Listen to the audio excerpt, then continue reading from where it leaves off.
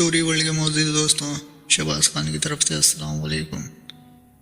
آج کا ہمارا سوال ہے، جب ہمیں چھینک آتی ہے تو ہم الحمدللہ کہتے ہیں۔ اگر نماز کے دوران چھینک آ جائے اور ہم الحمدللہ کہہ دیں تو نماز باقی رہے گی یا ٹوٹ جائے گی؟ جواب: بہار شریعت 1 میں ہے، کسی کو چھینک آئی، اس کے جواب میں نمازی نے یرحمک اللہ کہا، نماز فاسد ہو گئی یعنی ٹوٹ گئی، اور خود اسی کو چھینک آئی اور اپنے کو مخاطب کر کے یرحمک اللہ کہا تو نماز فاسد نہ ہوئی یعنی نہ ٹوٹی۔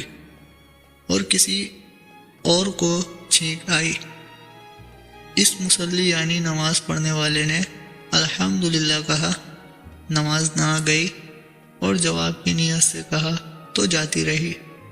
نماز میں چھینک آئی، کسی دوسرے نے یرحمک اللہ کہا اور اس یعنی نماز پڑھنے والے نے جواب میں کہا آمین، نماز فاسد ہو گئی یعنی ٹوٹ گئی۔